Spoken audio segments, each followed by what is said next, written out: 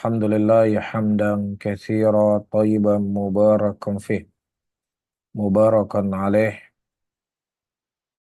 كما يحب ربنا ويرضى.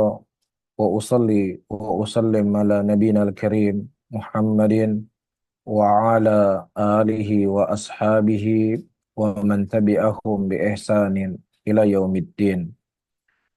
Saudara-saudaraku, kaum muslimin dan kaum muslimat rahimani wa rahimakumullah.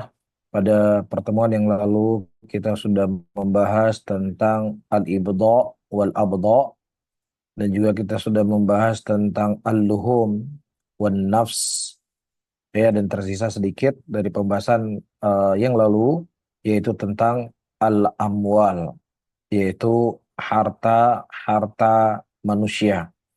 Kita ketahui bahwasannya harta manusia itu secara hukum asal haram untuk kita mengambilnya. Ya, siapapun dia. Apakah dia seorang mukmin, ya, ataukah dia orang kafir. Ya, asal dari harta mereka itu tidak boleh untuk diganggu. Dalam sebuah ayat atau nas ini atau kaidah ini dibangun di dalam firman Allah Subhanahu wa taala, "Ya ayyuhalladzina amanu la ta'kulu amwalakum bainakum bil batil illa an takuna tijaratan an taradim minkum." Hai orang-orang yang beriman, janganlah di antara kalian memakan harta-harta manusia di antara kalian dengan kebatilan, kecuali perdagangan yang dibangun di atas keridhaan di antara kalian. Dan juga Allah Subhanahu wa taala menyebutkan di dalam ayatnya, "Wala ta'tadu innallaha la yuhibbul mu'tadin." Dan janganlah kalian itu melampaui batas, sesungguhnya Allah Subhanahu wa taala tidak menyukai orang-orang yang mereka melampaui batas. Ya, dan Nabi Shallallahu alaihi wasallam di Hajjatul Wada, sebagaimana hadis yang telah kita sampaikan pada pertemuan yang lalu, beliau berkata, "Inna dima'akum wa amwalakum alaikum haramun." Ya, sesungguhnya harta-harta kalian dan darah-darah kalian haram, sebagaimana haramnya negeri ini, sebagaimana haramnya bulan ini, dan sebagaimana haramnya tempat ini. Dan juga Nabi Shallallahu alaihi wasallam menyebutkan dalam hadisnya, "La yuhillu malu mri'in muslim." Tidak halal harta seorang muslim kecuali apa yang membuat dia rela dan apa yang membuat dia ridho. Ya. Jadi dari ayat-ayat yang saya sebutkan tadi dan hadis-hadis Rasulullah Sallallahu Alaihi Wasallam menunjukkan kepada kita kaidah yang sangat agung dalam agama kita ini, harta manusia itu harus kita jaga.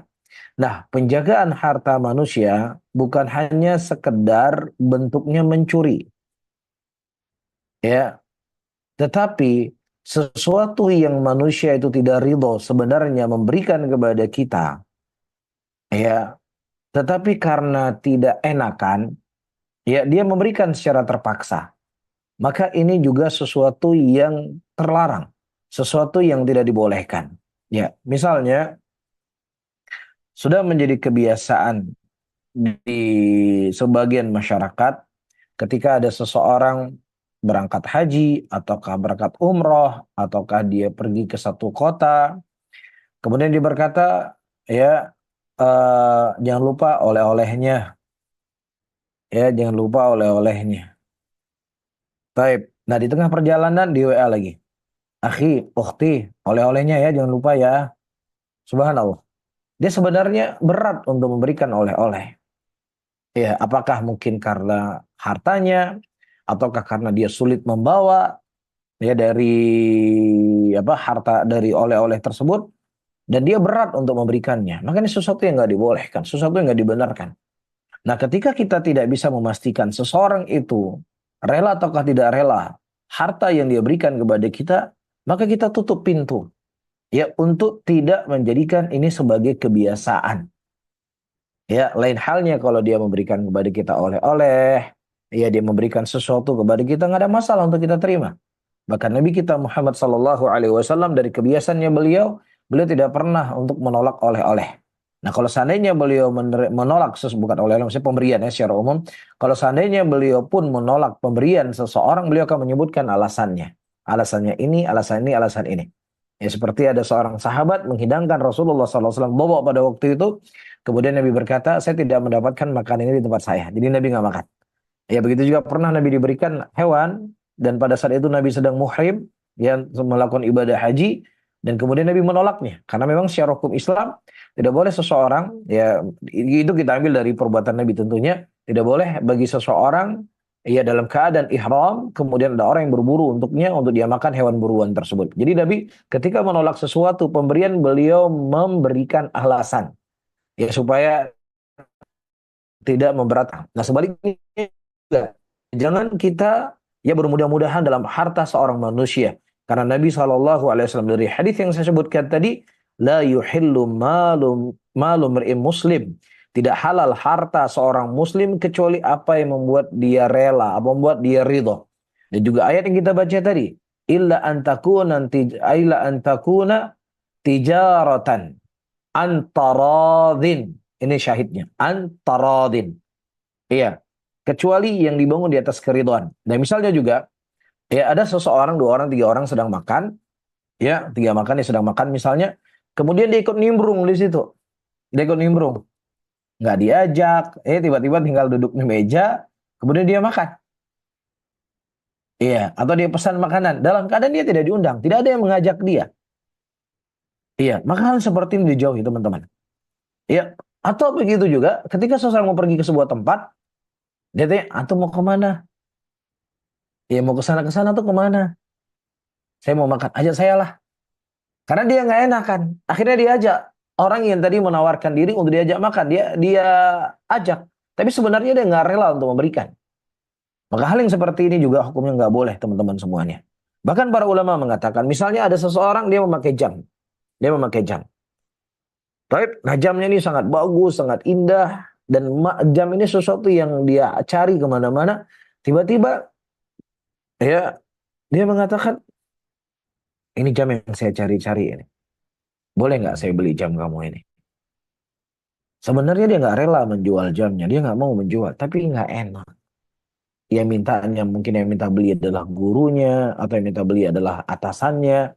Ya, atau orang yang berada di atasnya. Kedudukannya. Dia nggak enakan. Akhirnya dia jual. Dia berikan sesuai dengan harga. Dia berikan sesuai dengan harga. Misalnya harganya berapa? 1 juta, 2 juta, 3 juta. Segitu dia berikan. Dia tidak nggak minta harga yang nggak masuk akal. Harga sesuai dengan harga di pasaran. Iya, tapi sebenarnya dia nggak rela, nggak ridho untuk dia menjual jam tersebut. Ini juga hal yang nggak dibolehkan. Makanya dalam syarat jual beli disebutkan oleh para ulama adanya keridhaan antara kedua, antara pembeli dan penjual. Nah, kalau seandainya ada sesuatu ta'wid, ada sesuatu hal yang dia dapatkan, ya uang berupa jam yang dia berikan tadi dapat uang. Nah, bagaimana lagi kalau seandainya dia tidak mendapatkan apapun? Ya dengan model oleh-oleh tadi, nimbrung di tempat orang-orang yang sedang makan, ya, sementara dia nggak diajak, atau menawarkan diri, saya ikut makan dong bersama kamu, padahal dia berat untuk memberikannya. Maka hal yang seperti ini teman-teman semuanya harus kita jaga. Ya, dan ini adalah bagian dari keagungan agama Allah Subhanahu wa taala agar seseorang itu tidak bermudah-mudahan dengan harta manusia. Baik. Kemudian ya disebutkan di sini oleh Syekh, kita masuk bab yang baru atau syair yang baru.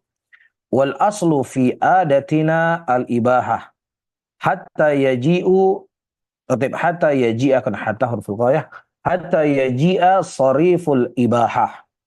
Dan asal daripada adatnya kita adalah sesuatu yang boleh. Ya, sampai datang dalil yang memalingkan hal yang boleh tadi kepada sesuatu yang tidak dibolehkan.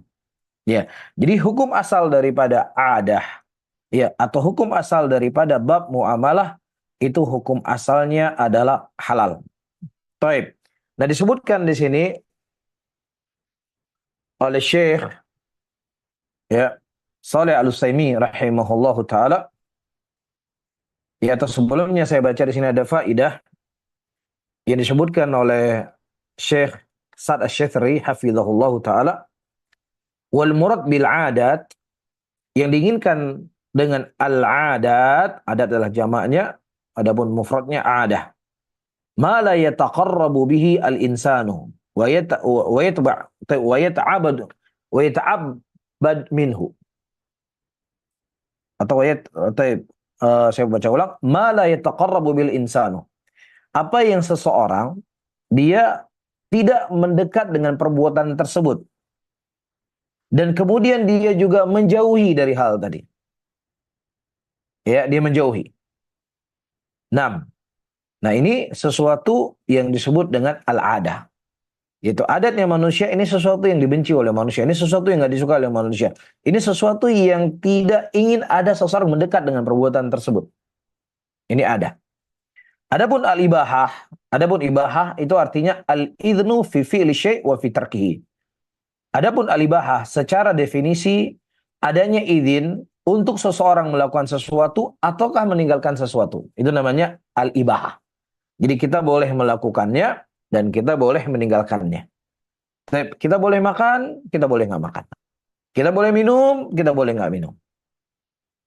Kita boleh pakai baju jenis ini, kita boleh tidak pakai baju jenis ini. Ini namanya al-ibahah. Dan kaidah ini ya ada asal nas yang datang dari Al-Quran dan juga beberapa hadis-hadis Nabi SAW akan kaidah ini. Di antaranya adalah firman Allah Subhanahu wa taala, "Huwallazi khalaqa lakum ma fil ardi jami'a." Dialah Allah Subhanahu wa taala yang menciptakan Allah menyebutkan dengan kalimat lakum. Ya, Allah Subhanahu wa taala menciptakan apa yang ada di sini di bumi ini lakum untuk kalian seluruhnya. Ya, nah ketika disebutkan untuk kita, ini menunjukkan itulah sesuatu yang halal. Nggak mungkin Allah mengatakan Allah menciptakan ya untuk kalian apa yang ada di bumi seluruhnya. Allah Subhanahu wa taala menciptakan apa yang ada di bumi ya titik di sini. Allah nggak menyebutkan lakum, tetapi ketika disebut lakum ini menunjukkan bahwasanya apa yang ada di bumi ini adalah halal untuk kita lakukannya. Kecuali ketika datang dalil yang menunjukkan keharaman tersebut. Ya. Baik, kalau misalnya datang dalil kita boleh makan, boleh minum. Datang dalil nggak boleh makan minum ketika berpuasa. Baik, atau misalnya kita boleh makan apa saja, datang dalil ini makanan yang diharamkan karena ada unsur babinya atau ada unsur khamrnya atau yang semisalnya. Tetapi hukum asal daripada al-adah ya itu adalah halal. Nah, Syekh di sini menyebutkan ya wal aslu fil adat al-ibahah. Ya, dan beliau mengatakan dengan definisi yang lainnya al-adah ismun limastaqarra alaihi nas wa tataba'u. Ya, al-adah adalah sesuatu yang itu sudah tetap di masyarakat. Sesuatu yang sudah tetap di kalangan manusia. Dan kemudian diikuti terus-menerus, dilakukan secara terus-menerus sesuatu tersebut. Itu namanya al-adah. Nah, disebutkan di sini oleh Syekh takhsisul qa'idah bismil urfuna fayuqal al-aslu fil urfi al-ibahah. Nah, di sana sebagian para ulama mereka menyebutkan kalimat adah dengan kalimat al-urf. Dengan kalimat al-urf. Mereka mengatakan al-aslu fil urfi al-ibahatu. Asal daripada uruf adalah halal. Kata Syekh, fahuwa ahsanu min qawlihim al-aslu fil adati awil adati al-ibahah. Ya, itu lebih baik daripada ucapan sebagian para ulama asal daripada adat atau adat itu al-ibahah. Jadi saya ulangi kembali, ada dua ibarah. Ibarah yang pertama, al-aslu fil urfi al-ibahah. Asal daripada uruf adalah halal, boleh. Dan sebagian para ulama mengatakan al-aslu fil adati al-ibahah. Asal daripada adat itu adalah ibahah, halal, boleh. Taib. Jadi kalimatnya satu menggunakan uruf, satu menggunakan adat. Dan kalimat yang menggunakan uruf itu lebih baik daripada kalimat yang menyebutkan al-adah. Dengan dua alasan. Taib. Dua alasan. Alasan yang pertama, anna khitab asy-syar'i jaa bismil uruf walam ya'ti bil 'adah. Ya, khitabus syara, bahasa-bahasa dalam syariat, ya bahasa Al-Quran dan bahasa Sunnah Nabi Shallallahu Alaihi Wasallam datang dengan penyebutan lafat al-urf. Ya, datang menyebutkan dengan lafat al-urf. Sebagaimana firman Allah dalam surat Al-A'raf ayat ke-199, khudil afwa wa'mur bil urf. Ya, Allah menyebutkan wa'mur bil urf. Ya, dan juga dalam sebuah hadis Rasulullah Shallallahu Alaihi Wasallam ketika didatangi oleh seorang wanita, yang wanita itu ya mengadu kepada Nabi kalau suaminya tidak memberikan ya harta yang cukup untuk dirinya dan juga kepada anaknya. Kemudian kata Nabi Shallallahu Alaihi Wasallam, khudi, ambillah dari harta yang dia miliki apa yang mencukupi dirimu dan apa yang mencukupi anakmu bil ma'ruf. Rasulullah mengatakan apa? Bil ma'ruf. Ya, dan juga Allah Subhanahu wa taala menyebutkan dalam Al-Qur'an, walahunna mithlul ladzi 'alaihinna bil ma'ruf. Walahunna, bagi mereka semisal apa yang ada pada dirimu dengan ma'ruf. Jadi apa yang kau tuntut kepada istri engkau, begitu juga yang kau harus berikan kepada ya istrimu. Ya, kamu tuntut istri kamu A, maka kamu juga A yang harus kau berikan kepada istrimu. Yaitu bil ma'ruf. Nah, berapa batasannya?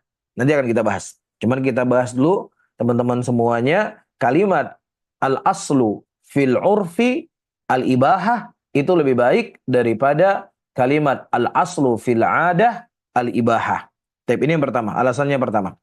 Alasan yang kedua, ya annal adah, al-adah, kalimat adah takunu hasanatan wa takunu sayyi'atan. Jadi kalimat adah itu bisa maknanya baik dan bisa maknanya jelek. Wa amal urfu fala yakunu illa hasanan. Adapun uruf itu tidaklah diinginkan kecuali perkara yang baik.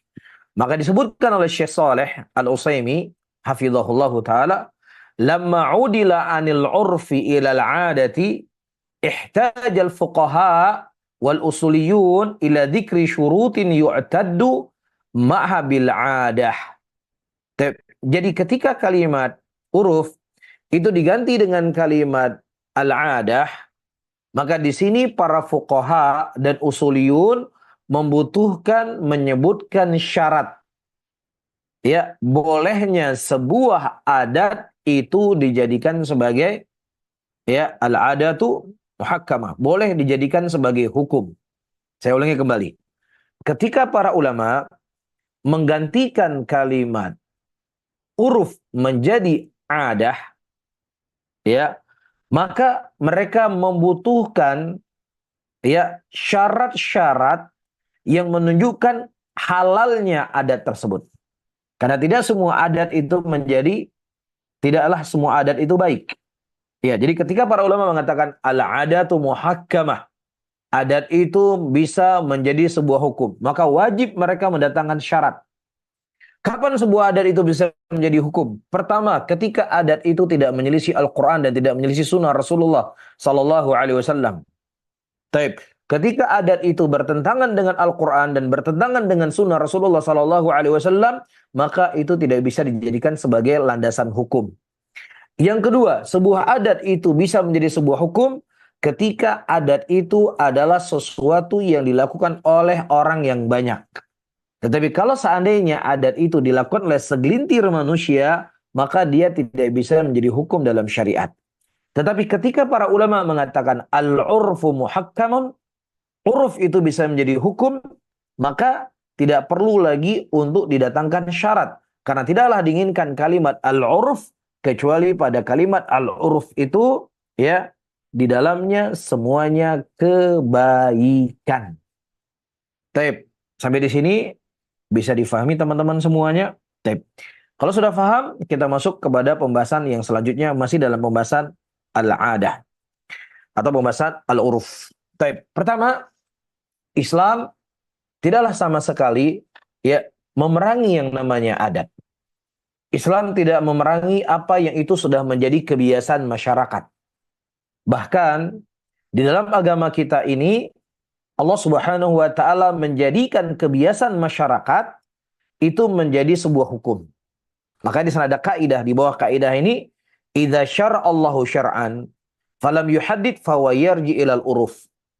Ketika Allah Subhanahu wa taala mensyariatkan kepada kita sebuah syariat yang kemudian tidak dibatasi berapa jumlahnya, maka itu dikembalikan kepada uruf, dikembalikan kepada kebiasaan di masyarakat. Misal, Allah Subhanahu wa taala menyebutkan dalam Al-Qur'anul Karim, "Idza darabtum fil ardi falaysa 'alaikum junahun an taqsuru minas shalah."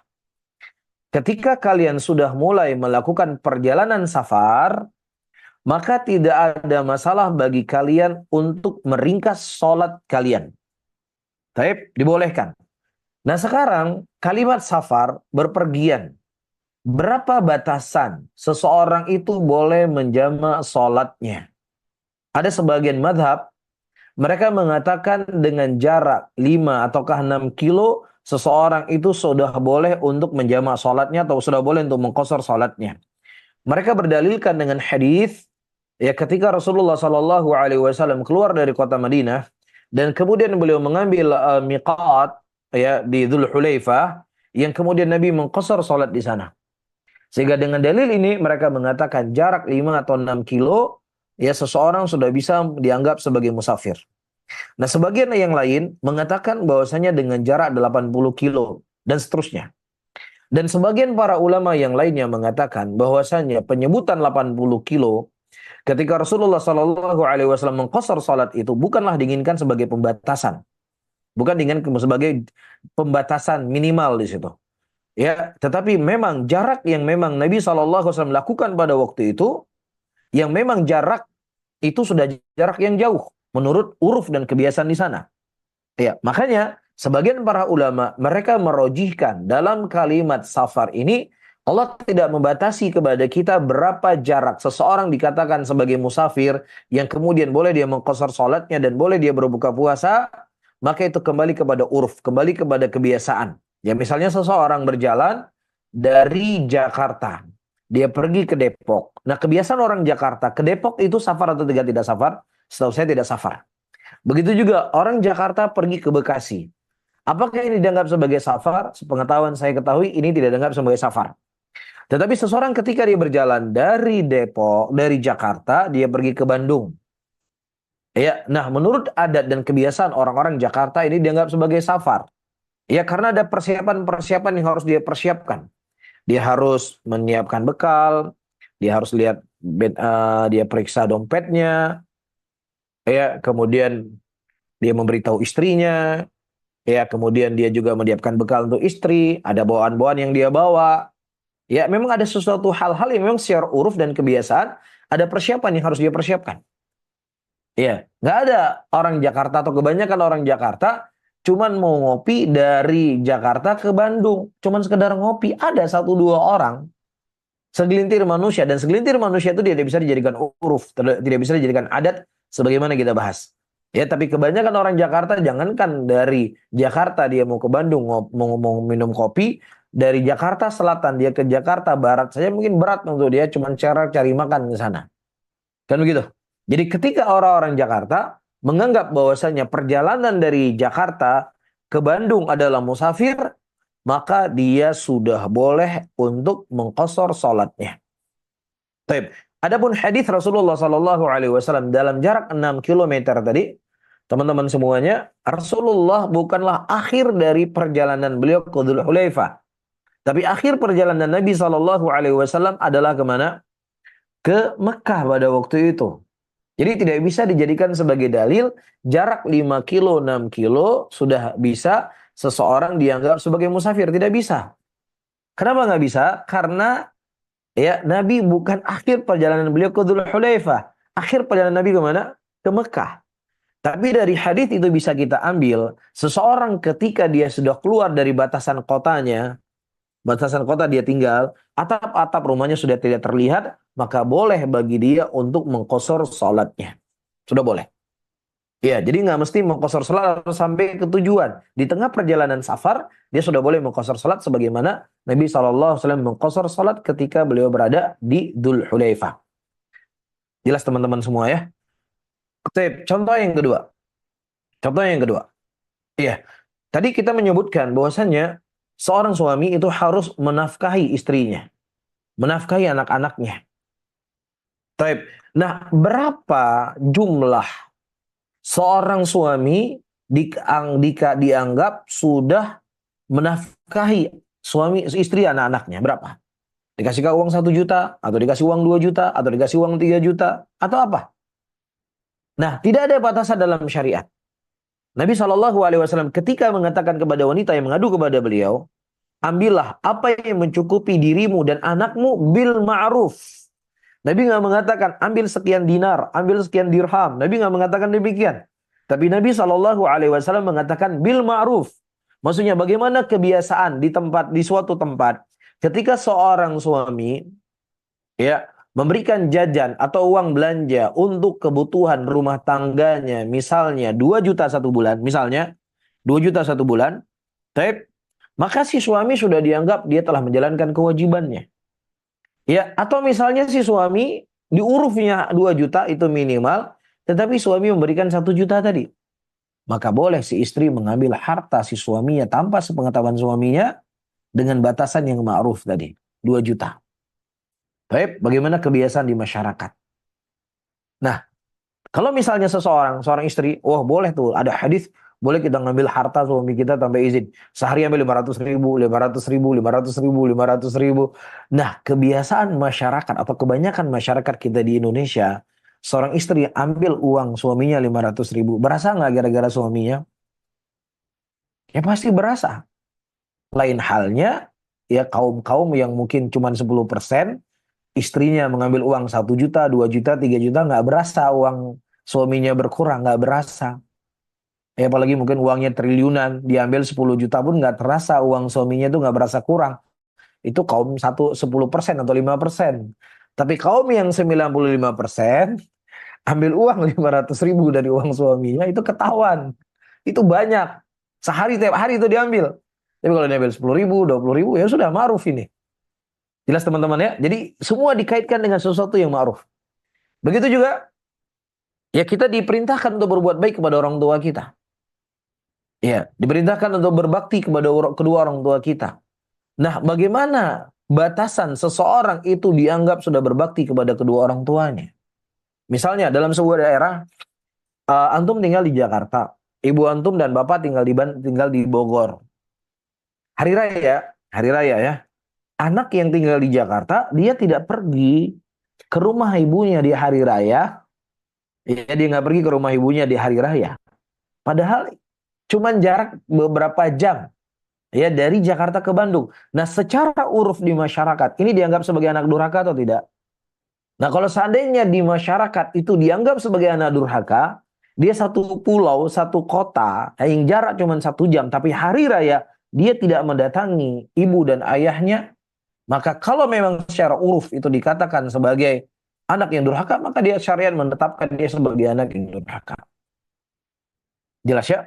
Taib. Namun ketika adat-adat di sana bertentangan dengan syariat, ya maka kita tidak boleh menggunakan itu sebagai kebiasaan dan tidak boleh kita gunakan itu sebagai hukum. Iya, terkadang orang-orang membawa kaidah di mana bumi kita pijak, disitulah langit kita junjung. Iya, maka kita katakan kaidah ini kami bisa terima sebagiannya dan kami bisa menolak sebagiannya.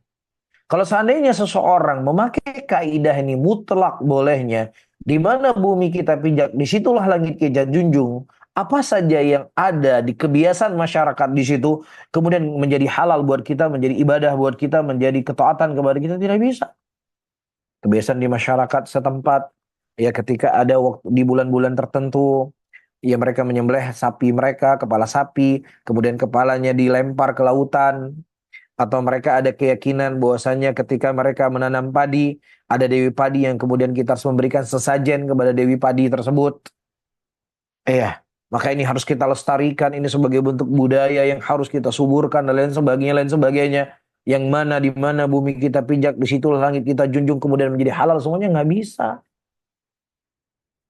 Ya, Nabi Shallallahu Alaihi Wasallam manusia yang paling hebat dalam bergaul. Nabi manusia yang paling menjaga perasaan manusia.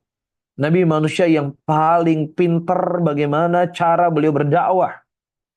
Tapi ketika di Mekah ada kebiasaan-kebiasaan yang bertentangan dengan syariat.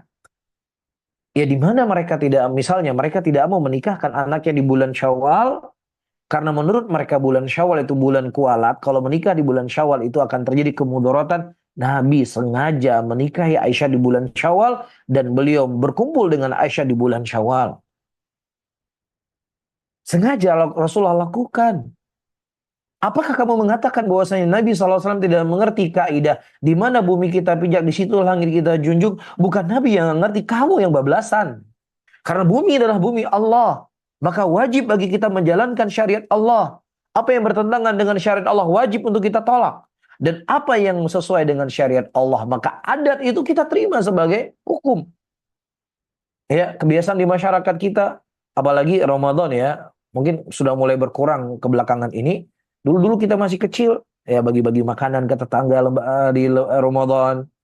Ya klepon aja 3 biji dibagi ke tetangganya. Dan ini datang nas hadis dari Nabi SAW untuk kita menghidupkan hal yang seperti ini. Bisa difahami ya. Jadi kalau seandainya setiap kebiasaan di masyarakat menjadi legal semuanya, maka akan hilang amal ma'ruf nahi mungkar. Sudah nggak ada lagi yang haram, semuanya akan menjadi halal. Dan ini sangat berbahaya. Sementara Allah mengatakan ittabi'u ma unzila ilaikum min rabbikum. Ikutilah oleh kalian apa yang diturunkan oleh Allah Subhanahu wa taala kepada kalian dan jangan mengikuti selain dari apa yang Allah Subhanahu wa taala turunkan kepada kita dari Al-Qur'an dan Sunnah. Dan justru sebagai bentuk cintanya dan sayangnya kita kepada muslimin, sebagaimana cintanya Rasulullah sallallahu alaihi wasallam kepada mereka, kita ingatkan mereka. Kamu nggak boleh punya keyakinan seperti ini, hal syirik. Ini nggak boleh, ini hal khurafat. Ya seseorang meminta keberkahan dari Allah yang memiliki langit dan seluruhnya adalah Allah Rabbul Alamin. Wa fis sama'i rizqukum wa ma tu'adun. Dari atas langit ada jaminan rezeki yang telah Allah Subhanahu wa taala menjanjikan kepada kalian semuanya. Baik. Bisa difahami di sini ya? Baik. Kemudian ya selesai kita membahas tentang adah. Kemudian kita masuk perkara selanjutnya ya. Babu tasi al-aslu fil walisa masyuran minal umur ghairul ladzi fi syar'ina madhkur. Syekh Abdurrahman Sa'di rahimahullah mengatakan walisa masyuran minal umur. Tidaklah sesuatu perkara disyariatkan ya ghairul ladzi fi syar'ina madhkur. Yang perkara tersebut tidak ada penyebutannya dalam syariatnya kita. Taib. Nah, kalau tadi kita membahas tentang al-adah atau al-uruf, hukum asalnya adalah halal sampai datang dalil yang mengharamkan, baru kita haramkan.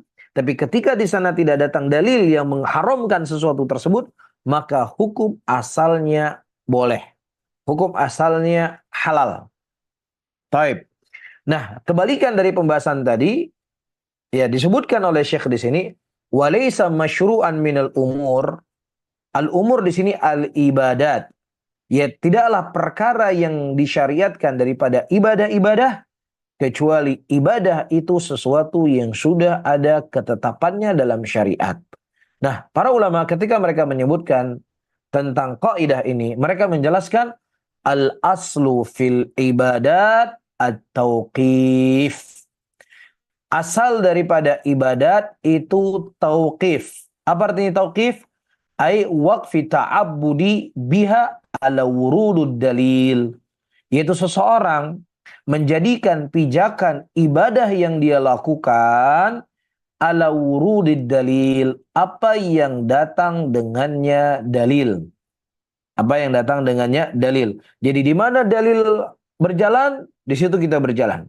Di mana dalil itu berhenti, di situ kita berhenti. Ya, ketika di sana dalil diam, tidak menerangkan dan menjelaskan, maka kita juga diam. Ya, itu maksudnya at-tauqif. Nah, kata Syekh di sini, wa hadhil qa'idatu.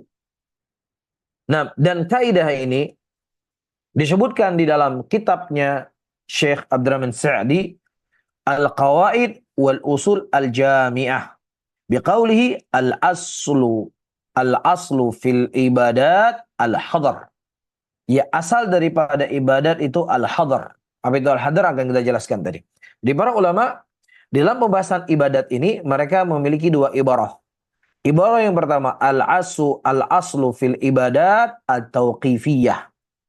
Yang sebagian lain mengatakan al-aslu fil ibadat al-hadar. Nah, musannif dan selain daripada beliau, ya, ketika menyebutkan dua ibarah ini, mereka mengatakan yang pertama, al-aslu fil ibadat at-tauqif wal akhar al-aslu fil ibadat al-hadar. Nah, apa beda di antara keduanya? Perbedaannya disebutkan bi'tibari wurudul ibadah fil khitab syara'. Fala ibadata tuf'al illa mawrudul khitab syara'. Nah, ketika disebutkan bahwasanya asal daripada ibadah adalah tauqifiyah, bi'tibar wurudul ibadah, ditinjau dari sisi datangnya dalil-dalil dari Al-Quran dan Sunnah akan ibadah tersebut. Maka tidak boleh ada sebuah ibadah dilakukan kecuali apabila datang dalil yang menerangkan dan menjelaskan ibadah tersebut. Ini yang pertama. Yang kedua, al-jumlatu tsaniyah bi'tibar ibtida' al-'abdi biha. Fal ibtida'ul 'abdu bil ibadati mahdurun hatta yarida al-khitab syara'. Yaitu kalau kita anggap dari sisi al-hadar, yaitu asal daripada ibadah. Seseorang itu nggak boleh melakukan ibadah. Nggak boleh. Haram kamu melakukan ibadah. Terlarang kamu melakukan ibadah. Loh, kenapa terlarang melakukan ibadah? Karena ibadah itu sifatnya tauqifiyah. Ibadah itu sifatnya al-hadar. Boleh kamu melakukan ibadah ketika datang dalil yang menunjukkan seperti ini. Makanya, di dalam permasalahan ibadah ini, tidak ditanya, apa larangan ibadah yang saya lakukan ini? Bukan itu ditanya. Tapi yang ditanya, apa dalil ibadah yang kamu lakukan? Ya, jadi misalnya ada orang, ya, dia sholat subuh 3 rakaat. Misalnya ini. Loh, kamu kok sholat subuhnya 3 rakaat? Dia berkata, apa dalil larangan nggak boleh sholat subuh 3 rakaat? Kalau kamu cari larangan, mungkin kamu tidak akan pernah mendapatkan larangan kapanpun. Sholat subuh itu lebih dari 3 rakaat. Tidak dapat larangan. Kamu nggak pernah mendapatkan larangan. Iya, tetapi yang kita tanya, apa dalilnya kamu sholat subuh 2 rakaat? 3 rakaat maksud saya. Nabi sholat subuh 2 rakaat. Khulafaur Rasyidun sholat subuhnya 2 rakaat. Para ulama yang datang setelahnya sholat subuh 2 rakaat. Muslimin sepakat seluruhnya sholat subuh 2 rakaat. Jadi sekarang yang harus kamu datangkan, bukan kami mendatangkan kepada kamu apa dalilnya larangan sholat subuh lebih dari 2 rakaat, tetapi yang harus kamu datangkan apa dalil perbuatan kamu ini. Karena asal daripada ibadah apa? Al-hadar. Maka kadang-kadang ada orang mengatakan, apa dalil haramnya maulid? Misal, kita nggak bertanya apa dalil haramnya. Yang kita tanya, apa dalil perbuatan yang kamu lakukan ini? Apa dalilnya? Baik, ada orang misalnya, dia berzikir sambil joget-joget. Kemudian dia berkata, apa dalilnya larangan saya berzikir? Nggak ada dalilnya larangannya. Tetapi, secara lafaz ya, tetapi yang harus kita tanya, apa dalil engkau melakukan perbuatan seperti ini? Kenapa? Karena asal daripada ibadah adalah al-hadar. Asal ibadah adalah al-hadar. Bisa difahami teman-teman semuanya di sini? Baik, kita baca di sini penjelasan Syekh sedikit. Ya, sebagaimana disebutkan oleh Syekh Sa'd Asy-Syithri, hafizahullahu taala, kata beliau, hadhihi fi qaidah aslu fil ibadat at-tahrim. Asal daripada ibadah adalah haram. Fala yajuzu lil insani ayata'abbada lillahi azza wa jalla bi'ibadatin. Tidak boleh bagi seorang pun beribadah kepada Allah Subhanahu wa taala dengan sebuah ibadah illa idza warada dalilun minasyari', kecuali telah datang dalil dari syariat. Nam yakunu tilkal ibadah masyru'ah, sehingga menjadi ibadah itu adalah sesuatu yang disyariatkan. Wala yajuzu lana an nakhtari'a ibadatin jadidatan. Dan tidak boleh bagi kita untuk apa? Membuat ibadah-ibadah yang baru. Wa nata'abbadullah, dengannya kita menyembah kepada Allah Subhanahu wa taala. Ini hal yang enggak boleh. Kenapa tidak boleh para hadirin rahimani wa rahimakumullah? Ya, sawa'un ibadatun jadidatun fi asliha laysat masyru'ah au nabtadi sifata fil ibadat laysa waridah fi syara' au nukhassis ibadah bi zamanin au makanin. Taib, kata Syekh Sa'ad Asy-Syatri di sini, ya, taib, saya baca saja bukunya. Taib, sebentar. Taib, kata Syekh Sa'ad Asy-Syatri hafizahullahu taala, sawa'an ibadah jadidah. Apakah ibadah yang didatangkan itu adalah ibadah yang baru secara asalnya, yang tidak disyariatkan secara asal, atau ibadah yang asal ibadah itu ada asal ibadahnya. Akan tetapi dia mendatangkan dengan sifat-sifat yang tidak dicontohkan oleh Nabi SAW, atau dia khususkan ibadah dengan waktu tertentu atau tempat tertentu yang waktu dan tempat tertentu itu tidak datang dalil dari Nabi SAW. Baik, saya ulangi kembali.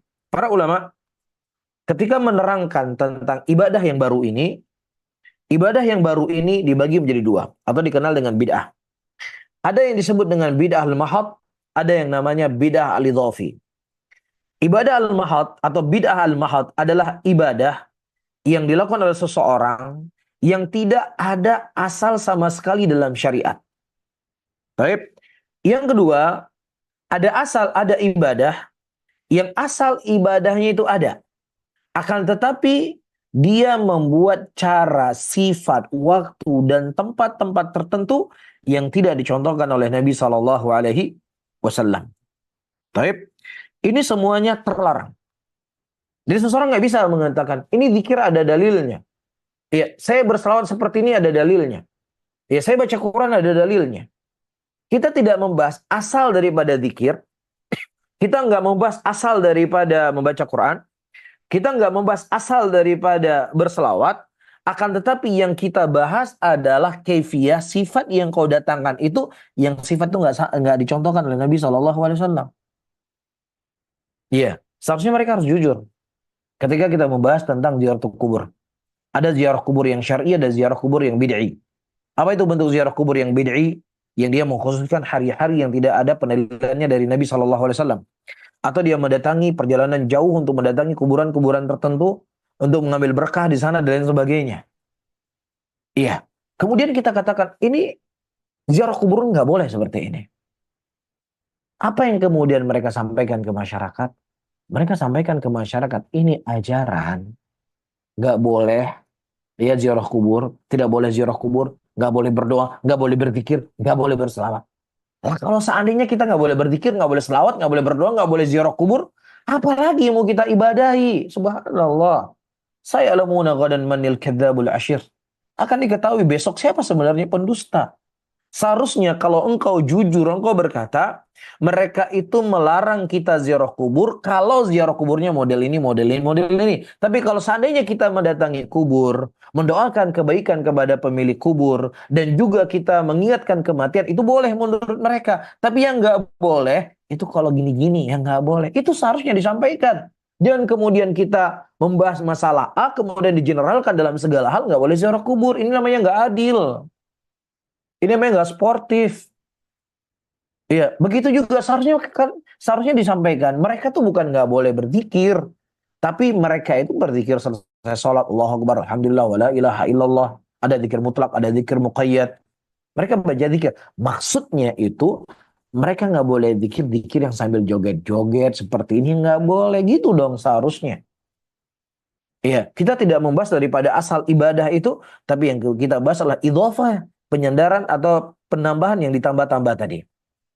Baik, maka saya tegaskan kembali, bid'ah itu ada dua, bid'ah yang memang tidak ada asal sekali dalam syariat, atau bid'ah yang dia ada asal dalam syariat, kemudian yang menambah-nambah dengan hal-hal yang tidak pernah dicontohkan oleh Nabi SAW. wasallam. Jelas teman-teman semuanya? Kemudian disebutkan di sini, wa kullu hadza minal bid'i al-muharramah fi syariah. Dan semuanya ini dari kebid'ahan yang terlarang dalam syariat. Wa dalilu tahrimul bid'i, dan dalil akan haramnya bid'ah, wa adamu jawazid at-ta'abbudi ibadat Allah biha, dan tidak boleh seseorang beribadah kepada Allah Subhanahu wa taala dengan kebid'ahan, adalah firman Allah Subhanahu wa taala, qul in kuntum tuhibbunallah fattabi'uni yuhibbukumullah. Katakanlah Muhammad, kalau seandainya kalian mencintai Allah, nah bagaimana cara kalian mencintai Allah? Ikuti aku, kata Allah. Berarti ikuti Nabi SAW maksudnya. Dengannya Allah akan mencintai kalian. Ikuti aku maksudnya. Apakah Nabi, ikuti Nabi berjalan? Nabi sudah meninggal, kita nggak bisa ikut Nabi. Dari fisiknya beliau. Tapi maksudnya ikut ajaran beliau, ikut sunnah beliau, ikut sholat beliau. Nam, sallu kama ra'aitumuni usalli. Nam, khudu anni manasikakum, dan lain sebagainya dari ibadah-ibadah yang dicontohkan oleh Nabi SAW, yang kita diharuskan untuk mengikuti apa yang beliau beribadah dengannya. Fal aslu al-ittiba. Dari ayat ini, asal daripada ibadah itu adalah mengikuti. Dan juga Allah mengatakan, wattabi'uhu la'allakum tahtadun. Dan ikutilah Nabi ini. Dengan kalian mengikuti Nabi ini, kalian akan mendapatkan petunjuk. Dan juga Allah mengatakan dalam ayat yang lainnya, laqad kana lakum fi Rasulillah uswatun hasanah. Dan sungguh telah ada pada diri Rasulullah suri tauladan yang paling terbaik untuk kalian.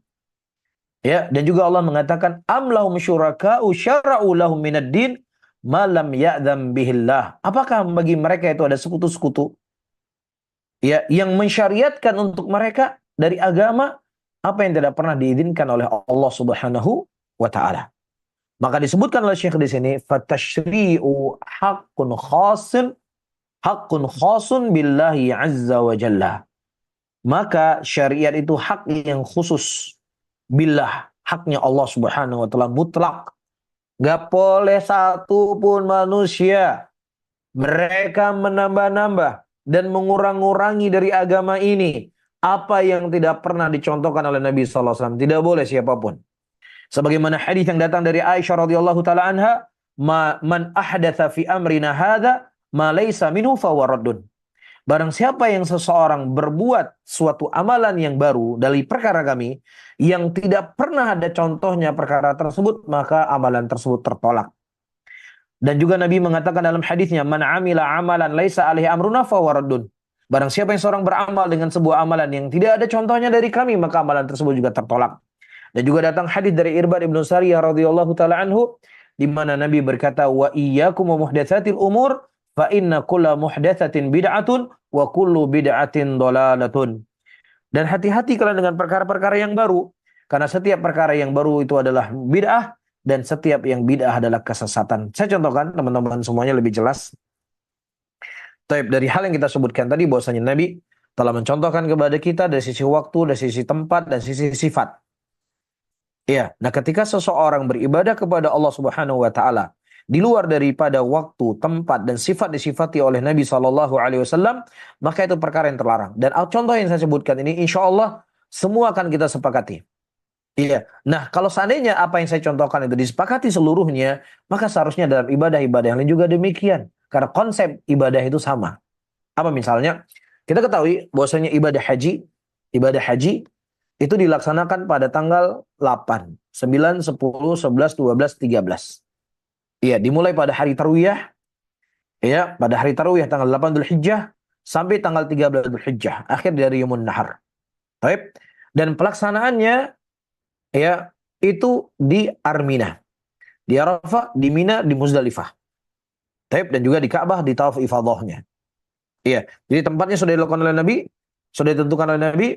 Waktunya juga sudah ditentukan oleh Nabi SAW. Dan sifatnya juga sudah dicontohkan oleh Nabi SAW. Saya punya ide. Ya, saya punya ide. Dan insya Allah ide ini akan memberikan manfaat yang sangat besar buat Islam dan Muslimin. Iya. Nah sekarang sedang gonjang-ganjing ini masalah kuota haji dan lain sebagainya. Ya sudah. Jadi untuk 10 tahun yang haji ke Mekah langsung haji terus, langsung jalan. Nah yang sudah tua-tua, ya, kita buat hajinya misalnya di mana? Kita buat haji di Indonesia. Ya cari udara yang paling menyenangkan. Ya, kita hajinya di Indonesia. Baik, nanti kita buat Ka'bahnya, kita buat Minanya, kita buat Arafahnya, kita adakan Muzdalifahnya. Startnya tanggal 8 sampai tanggal 13. Yang ongkos haji, yang ongkos haji itu misalnya 50 juta, 50 juta, ya sudah 6 hari, ya itu mungkin 15 juta sudah cukup makan, bahkan berlebih-lebihan. Nah, sisa 35 juta, ya itu kalau seandainya ada setiap tahun jamaah haji ratusan ribu, maka kita bisa mengumpulkan uang setiap tahunnya itu puluhan mungkin ratusan triliun. Kurang lebih lah ya.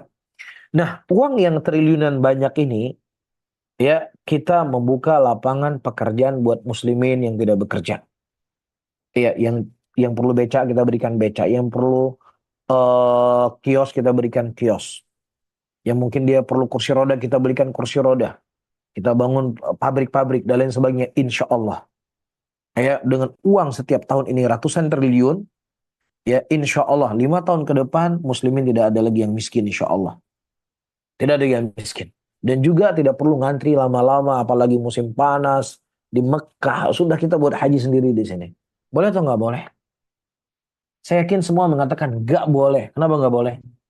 Karena tempatnya itu sudah ditentukan oleh Nabi Shallallahu Alaihi Wasallam di tempat yang kita sebutkan tadi. Ketika Anda beribadah kepada Allah, sifatnya sama. Ada minanya, ada muzdalifahnya. Tetapi ketika engkau melakukan tempat yang berbeda yang ditentukan oleh Nabi Shallallahu Alaihi Wasallam, maka tidak sah. Iya, maka demikian juga ibadah-ibadah yang lainnya. Ketika Anda berbuat sesuatu pada tempat yang tidak ya dicontohkan oleh Nabi Shallallahu Alaihi Wasallam, ya yang tempat itu sudah dikhususkan oleh Nabi dan Anda mencari tempat yang lainnya, maka ini tidak dibenarkan dalam ibadah. Ya sudah, sekarang waktu. Jadi kalau jamaah haji itu berkumpul tanggal 13, 14, 15, 8, 9, 10, 11, 12, 13. Iya, ini hanya menampung 6 juta saja. Jadi begini saja, kita buat 3 kloter. Waktunya 3 kloter. Jadi kloter yang pertama 6 juta pertama. 8, 9, 10, 11, 12, 13. Mereka pergi ke Mekah, kemudian datangkan lagi jamaah haji yang 6 juta lagi. Mereka ya datang ke Armina. Ya, datang ke tempat Armina tadi. Tanggal berapa? 14, 15, 16, 17, 18, 19. Ini sudah selesai. Kemudian datangkan yang ketiga lagi. Jadi setiap tahun ada 18 juta jamaah haji bisa masuk ke Mekah. Cuman waktunya beda sedikit. Beda-beda tipis lah waktunya. Yang penting kan Mina juga, Arafah juga, di Muzdalifah juga. Tapi waktunya berbeda. Apakah ada orang sepakat? Walaupun ini tujuannya baik. Walaupun ini bisa membuat antrian akan semakin pendek. Apakah ada yang sepakat? Hal ini hal yang baik. Mereka akan mengatakan nggak boleh. Kenapa? Karena waktu haji itu sudah dikhususkan oleh Nabi SAW. Dimulai pada tanggal 8 sampai tanggal 13. Nah begitu juga. Ya, pada idhofah ibadah yang lain tidak dicontohkan oleh Nabi SAW. Bukan hanya pada haji saja. Begitu juga pada ibadah haji. Ibadah-ibadah yang lain nggak boleh. Itu mungkin sesederhana itu ingin saya contohkan bagaimana kita melihat sebuah amalan itu. Ya, apakah sesuai ya dengan contoh Nabi ataukah tidak sesuai dengan contoh Nabi Shallallahu Alaihi Wasallam. Taib. Kemudian kata Syekh Sa'ad Asy-Syatri, hafizahullah taala, "Idza taqarrara dzalik, fa inna hadhil qa'idah qa'idatun 'azimatun." Dan ketika engkau memahami hal yang demikian, ya taqarrar sudah jelas perkara ini, maka ini merupakan kaidah yang sangat besar. Ya dengan kaidah ini akan terjaga syariat Allah Subhanahu wa taala dari perubahan-perubahan dan juga dari diganti-ganti. Fa innahu law qila bijawazi iqtira' ibadatin jadidah. Jadi kalau seandainya dibolehkan untuk seseorang berbuat ibadah-ibadah baru sesuka hatinya seseorang, lakana dzalika wasilah ila tabdil syariah. Maka ini akan menjadi jalan tol, jalan yang besar untuk mengubah-ngubah syariat. Wasilah ila wasfi syariah bikauniya naqisah. Dan ini juga jalan bagi orang-orang yang ini juga jalan akan dianggap bahwasanya agama ini adalah agama yang kurang. Belum sempurna Nabi mencontohkan kepada kita sehingga perlu untuk kita tambah. Nabi belum mencontohkan hal yang terbaik untuk kita, maka harus untuk kita perbaiki dan seterusnya. Nah, wa annana na'ti nuqmiluha wa nazidu fiha. Sehingga karena memang agama ini kurang, butuh bagi kita menyempurnakannya, butuh bagi kita untuk menambah-nambahnya. Iya, ma yaf'alu wa wasila ila ta'an fi qaulin Nabi sallallahu alaihi wasallam khatiman lil anbiya war rasul. Dan ini juga sebagai jalan orang-orang yang mereka menambah-nambah dan mengurangi syariat dengan berbuat ibadah-ibadah yang tidak ada contohnya dari Nabi Muhammad sallallahu alaihi wasallam. Ini sebagai jalan mencela Nabi kita Muhammad sallallahu alaihi wasallam yang seakan-akan beliau tidak menyampaikan risalah ini dengan sempurna. Iya dan billah. Ya, dan sungguh sangat jelek apa yang dituduhkan. Walaupun mereka nggak menuduh dengan ucapan mereka, tapi dengan perbuatan-perbuatan mereka menuduh seakan-akan Nabi Shallallahu Alaihi Wasallam tidak menyampaikan ini, tidak menyampaikan syariat dengan sempurna. Dan ucapan ini bukanlah ucapan kita, ini ucapan Imam Malik rahimahullah. Ketika Imam Malik membawa firman Allah, Al-yawma akmaltu lakum dinakum wa atmamtu alaikum ni'mati wa raditu lakumul Islam madina. Bermakna beliau mengatakan, barang siapa yang seseorang membuat syariat, mau menambah-nambah ibadah apa yang tidak dicontohkan oleh Nabi Shallallahu Alaihi Wasallam, maka secara tidak langsung dia telah menuduh Nabi telah berkhianat dalam syariat ini, tidak menyampaikan hal yang sempurna kepada umatnya. Jelas ya? Taib. Kemudian saya sebutkan beberapa contoh. Wa min amtsilatil ibad ghairul masyru'ah. Dari contoh-contoh ibadah yang nggak ada syariatnya sama sekali, nggak ada dalam masalah syariat. Misalnya apa yang dilakukan oleh sebagian manusia, mereka mendekatkan diri kepada Allah Subhanahu wa taala dengan nyanyian-nyanyian, dengan joget-joget, ya, untuk semakin mendekatkan diri mereka kepada Allah Subhanahu wa taala. Ya, ini joget nyanyian, ini jogetan, ini joget A misalnya. Ya, sehingga dengan berjoget ini saya lebih menghayal, saya lebih menikmati indahnya berzikir kepada Allah, indahnya ya saya menyebut nama Allah Rabbul Alamin. Yang itu nggak ada sama sekali contohnya dari Nabi Shallallahu Alaihi Wasallam. Atau peringatan di awal tahun ya dengan ibadah-ibadah tertentu, atau saya menyebutkan juga contoh sini, atau adalah peringatan Maulid Nabi ya, dan yang lain-lainnya. Maka ini sesuatu ibadah yang tidak ada asal dari dalam syariat. Atau di sana ada ibadah yang itu ada asalnya dalam syariat, akan tetapi dia menambah. Ya, ziarah kubur sunnah dari sunnah Nabi, tapi dia khususkan pada waktu yang Nabi nggak khususkan. Taib, atau dia sifati dengan sifat-sifat tertentu. Ya, zikir. Nabi memerintahkan kita berzikir, tetapi dia zikirnya dengan zikir-zikir tertentu, dengan sifat-sifat tertentu, yang sifat itu tidak dicontohkan sama sekali oleh Nabi Shallallahu Alaihi Wasallam. Wallahu taala alam bisawab. Mungkin ini bisa saya sampaikan, dan insya Allah pada pertemuan yang akan datang kita bahas bab yang baru. Ini termasuk dari bab yang paling terpanjang di sini. Wallahu a'lam bishawab. Barakallahu fikum. Waalaikumsalam warahmatullahi wa jazakallahu khairan Ustaz atas penyampaian yang telah diberikan kepada kita semua. Semoga bisa bermanfaat dan bisa kita amalkan dengan baik dalam kehidupan keseharian kita. Para jemaah barakallahu fikum, kita masuk ke sesi tanya jawab. Kita memiliki beberapa menit untuk tanya jawab bersama Ustaz. Kami persilakan bagi para ikhwan dan akhwat yang ingin bertanya melalui kolom chat ataupun raise hand bisa dipersilakan.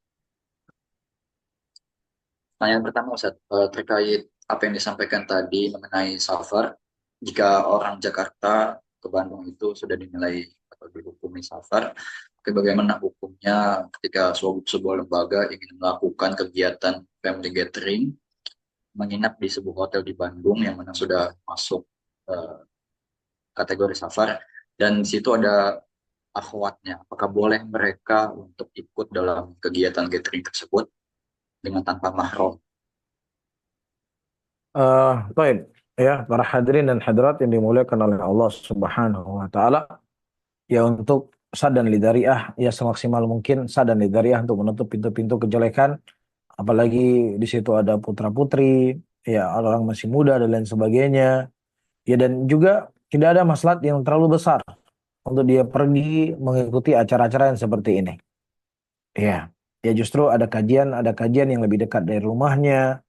Ya, dan juga dia bisa menghadiri majelis ilmu di tempat-tempat yang lebih aman, yang tidak ada jarak safarnya, maka itu kan lebih mulia untuk dirinya dan lebih menjaga dirinya. Ya, kita tidak membuka pintu ini, bermudah-mudahan walaupun apa yang kita sampaikan pada kajian pada pertemuan yang lalu, kita tidak ingin membuka pintu itu selebar-lebarnya, tapi sad dan lidariah ya semaksimal mungkin ya seseorang tidak bermudah-mudahan dalam bab ini. Nah, karena ada cara dan jalan lain yang dia bisa lakukan untuk belajar dan untuk menuntut ilmu di tempat yang dekat dengannya. Wallahu a'lam. Baik, jazakallah khairan atas jawabannya Ustaz. Kami persilakan jika ada pertanyaan lagi yang mungkin ada yang ingin bertanya langsung bisa raise hand. Tapi pertanyaan berikutnya Ustaz, di luar tema, sedikit luar tema. Apa hukum ziarah kubur bagi perempuan Ustaz? Baik, hukum ziarah kubur bagi perempuan adalah hal yang dipersisikan oleh para ulama Islam. Di dalam mazhab Hambali yang saya ketahui, bahwasanya perempuan itu tidak boleh menziarahi kubur. Ya sebagaimana hadis yang datang, la'anallahu zairatil kubur. Allah Subhanahu wa taala melaknat orang-orang yang mendatangi kubur. Ya sehingga mereka mengatakan haram mutlak dengan hadis ini perempuan mendatangi kubur. Dan sebagian ulama yang lainnya ya mereka menyebutkan bahwasanya hadis Rasulullah sallallahu alaihi wasallam zurul kubur, datangilah oleh kalian kubur karena dengan mendatangi kubur itu akan mengingatkan kalian kepada kematian. Ini hukumnya adalah mutlak, berlaku bagi laki-laki dan berlaku bagi perempuan. Dan juga datang hadis dari Aisyah radhiyallahu taala anha ketika Nabi Shallallahu alaihi wasallam pulang di malam hari dan kemudian Jibril alaihissalam memanggil Nabi Muhammad Shallallahu alaihi wasallam untuk keluar dari rumahnya, dan kemudian Nabi mengambil sendalnya pelan-pelan dan boleh juga membuka pintu pelan-pelan, dan kemudian Aisyah ternyata belum tidur, akhirnya beliau mengikuti Nabi Shallallahu alaihi wasallam dari belakang. Ya, beliau mengikuti Nabi SAW dari belakang dan sampailah Nabi SAW di Baqi pada waktu itu. Ya. Dan ketika Nabi kembali, ya Aisyah juga kembali. Ketika Rasulullah SAW berjalan cepat, Aisyah juga berjalan cepat. Ketika Rasulullah berlari, Aisyah juga berlari. Maksudnya Aisyah nggak menyapa Nabi, beliau melihat dari jauh saja. Atau beliau melihat Nabi dari jauh dalam kawasan Baqi. Taib. Dan kemudian ketika kembali dari rumahnya, Nabi berkata, ada apa engkau wahai Aisyah? Kenapa engkau ngos-ngosan? Ya, kemudian panjang terus ceritanya dilanjutkan. Inti yang ingin saya sampaikan, Aisyah radhiyallahu taala anha pada waktu itu pergi ke Baqi. Dan Nabi SAW tidak melarang beliau untuk pergi ke Baqi. Dan juga datang hadis dari Asma binti Abi Bakar radhiyallahu taala anhu, ya beliau juga mendatangi kuburan pada waktu itu Aisyah radhiyallahu taala anha di antara keduanya. Saya lupa. Sehingga dengan hadis-hadis ini menunjukkan kepada kita tidak ada masalah bagi perempuan untuk mendatangi kubur. Nah, bagaimana dengan hadis Rasulullah sallallahu alaihi wasallam, la'anallahu zairatil kubur? Allah melaknat orang-orang mendatangi wanita-wanita mendatangi kubur. Sebagian para ulama mengatakan hadis ini adalah hadis yang dhaif.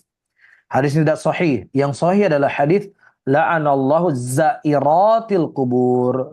Nah, dengan lafaz ditasydid. Allah melaknat wanita-wanita yang sering-sering mendatangi kubur. Ya, wanita-wanita yang sering-sering mendatangi kubur maka tidak boleh. Jadi boleh sesekali wanita pergi kubur, zawaratil kubur, lafadznya demikian, bukan zairah, zawaratil kubur, yang sering datangi kubur. Ini menunjukkan apa yang disampaikan oleh sebagian para ulama, ya ada ucapan yang dirojikan, dikuatkan oleh sebagian para ulama pula di hari ini, walaupun dalam mazhab Hambali, ya mungkin Ustaz Agung lebih paham, di Arab Saudi itu karena mereka menganut mazhab Hambali, jadi tidak boleh perempuan untuk mendatangi Baqi. Ya, dan tentunya nas di antara dalil yang mereka gunakan adalah apa yang saya sebutkan tadi. Wallahu a'lam. Nah, jazakallah khairan atas jawabannya wa ahsanallahu ilaik. Pertanyaan berikutnya Ustaz. Nah, silakan. Nah, di masyarakat kita banyak amalan-amalan yang memang berlandaskan kebiasaan yang memang sudah turun-temurun dari masyarakat. Jadi banyak masyarakat awam kita yang melakukan ibadah sebetulnya mereka tidak paham landasan dalilnya apa, perintahnya apa. Ketika ada yang melarang, seperti halnya mengingatkan, ini tidak dibolehkan dalam syariat, ini melanggar ketentuan yang sudah ditetapkan oleh Allah dan Rasulnya. Mereka terkadang memberikan dalih atau beralasan, loh amalan ini kan kebaikan, misalkan zikir akbar, zikir itu kan baik, kenapa dilarang? Padahal kan caranya tidak sesuai syariat. Zikir akbar sama berkumpul di tempat mengkhususkan waktu atau tempat kemudian atau mungkin bersolawat, majelis solawat uh, dengan hal-hal yang di luar ditetapkan oleh syariat. Bagaimana cara membuat mereka paham dengan dalih ini kan amalan baik, kenapa dilarang? Baik, pertama, para hadirin dan hadirat yang dimuliakan oleh Allah, ya ini adalah PR buat kita semuanya dan kita jadikan muslimin adalah keuntungan dalam kita berdakwah kepada Allah Subhanahu wa taala sehingga kita jadikan itu sebagai sesuatu. Ya, kita jadikan itu sebagai sesuatu harta yang paling berharga yang kita miliki sehingga kita bisa mengedepankan dengan kelemah lembutan, bisa menyampaikan dengan kalimat yang baik, bisa menyampaikan dengan kalimat yang sopan, ya yang tujuan kita adalah supaya mereka bisa meninggalkan perbuatan-perbuatan tersebut. Ya bukan dengan cara-cara yang tidak baik. Kamu kalau nggak mengenai bid'ah itu apa kamu semuanya. Tidak. Kita berusaha dengan semaksimal mungkin. Dan kedua, ya kita berikan logika-logika kepada mereka ya seperti eh, apa yang saya contohkan tadi masalah haji, seseorang berhaji bukan pada waktunya, tujuannya baik dan lain sebagainya. Ya mereka sepakati itulah hal yang tidak dibolehkan, maka tidak hanya berlaku itu pada haji dan juga berlaku pada hal yang lainnya. Dan juga bisa kita bawa dalil-dalil dari Nabi SAW atau dari para sahabat Rasulullah ketika ada sebagian orang mereka berzikir berjamaah di masjid Sabi Umiyah, subhanallah, subhanallah, kabir Umiyah, Allahu Akbar, Allahu Akbar. Kemudian datang Abdullah bin Mas'ud radhiyallahu taala mengingkari apa yang mereka lakukan dan kemudian Abdullah bin Mas'ud berkata, Begitu cepat kalian ia berubah dari apa yang telah diajarkan oleh Nabi sallallahu alaihi wasallam. Periuk-periuk Nabi belumlah hancur, pakaian beliau belumlah rusak, tapi kalian telah mengamalkan sesuatu yang tidak pernah dicontohkan oleh Nabi sallallahu alaihi wasallam." Kemudian salah seorang mereka berkata, "Wahai Aba Abdurrahman, tidaklah kami menginginkan ini kecuali kebaikan. Tidaklah kami melakukan ini kecuali kebaikan." Kemudian kata Abdullah bin Mas'ud, berapa banyak orang-orang yang mereka menginginkan kebaikan tetapi tidak sampai kepada pintunya, tidak sampai kepada jalannya. Ini menunjukkan kepada kita bahwasanya kebaikan yaitu belum cukup dianggap sebuah amalan itu akan apa? Tujuan yang baik belum cukup dianggap amalan itu menjadi baik. Ya, begitu juga ada orang-orang yang mereka datang kepada Aisyah radhiyallahu taala anha bertanya kepada Aisyah tentang bagaimana amalan Nabi sallallahu alaihi wasallam di rumah beliau. Kemudian Aisyah radhiyallahu taala anha menceritakan demikian demikian demikian daripada amalan Rasulullah. Kemudian ada sebagian mereka berkata, kalau memang kondisinya demikian, saya tidak akan pernah tidur, saya akan terus sholat malam. Yang lainnya berkata, saya akan terus menerus berpuasa, saya tidak akan berbuka. Yang lainnya berkata, saya terus menerus akan menjomblo dan saya tidak akan pernah menikah. Apa yang mereka lakukan? Mereka lakukan adalah kebaikan. Mereka puasa, mereka sholat malam, mereka ingin fokus ibadah kepada Allah. Inilah kebaikan. Tetapi subhanallah ketika masalah itu ditimbang dalam syariat dan dilapor kepada Nabi Shallallahu Alaihi Wasallam, kemudian Nabi berkhutbah pada waktu itu dan kemudian Nabi berkata, kalian mengatakan demikian demikian, aku beribadah kepada Allah, aku juga tidur, aku beribadah kepada Allah, aku juga berbuka, aku berpuasa dan aku juga berbuka, aku beribadah kepada Allah, aku juga menikah. Man raghiba an sunnati falaysa minni. Barang siapa yang seseorang benci dengan sunnahku, maka mereka bukan bagian dariku. Siapa orang-orang yang disifati oleh Nabi Shallallahu Alaihi Wasallam dengan orang-orang yang mereka benci dengan sunnah? Orang yang ingin sholat malam terus menerus, orang yang ingin fokus dengan ibadah nggak mau menikah, orang yang ingin berpuasa tidak berbuka. Ini orang disifati oleh Nabi orang yang benci dengan sunnahku. Iya, ini hadis yang begitu jelas. Ini hadis yang begitu gamblang. Iya, demikian juga kisah antara Abu Darda radhiyallahu taala anhu dengan Salman Al Farisi, di mana Abu Darda radhiyallahu taala anhu pada waktu itu ya sholat terus menerus dan kemudian beliau berpuasa terus menerus sampai-sampai beliau tidak sempat menyentuh istrinya. Akhirnya ditegur oleh Umar bin oleh Salman Al Farisi radhiyallahu taala anhu. Ya kemudian ketika beliau menegur Salman Al Farisi, menegur Abu Darda radhiyallahu taala anhu, diceritakan kepada Nabi sallallahu alaihi wasallam dan Nabi membenarkan apa yang disampaikan oleh Salman Al Farisi radhiyallahu taala anhu. Ini tujuannya baik, tujuannya ibadah. Tetapi ketika seseorang berlebihan dalam ibadah yang itu tidak dicontoh oleh Nabi dari sisi jumlah, sifat dan lain sebagainya, maka itu amalan yang tidak akan bermanfaat. Toh banyak sekali hadis-hadis Nabi SAW, amalan Nabi yang belum kita lakukan, bahkan belum ya tersentuh, maka tentunya ya seseorang lebih bersemangat apa yang datang dari Nabi daripada dia membuat hal sendiri yang itu jelas tidak akan memberikan manfaat apapun untuk dirinya. Wallahu a'lam bishawab. Bisa kalau atas jawabannya wa ahsanallahu ilaik. Berikutnya sudah ada yang angkat tangan di sini, Umu Amar, kami persilakan untuk bisa tanya langsung pada Ustaz.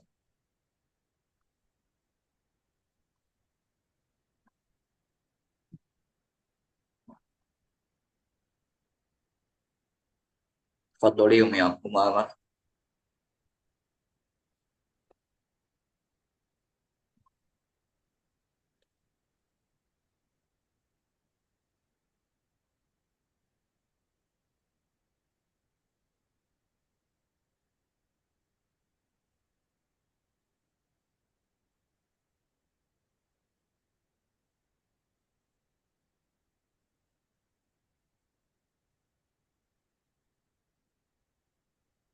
Cek cek Muhammad, silakan. Mikrofonnya sudah dibuka.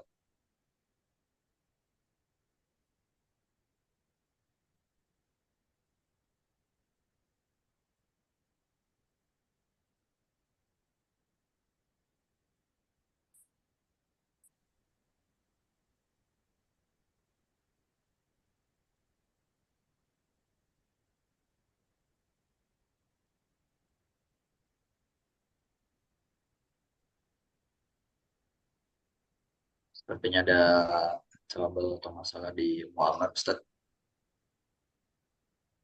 Nah,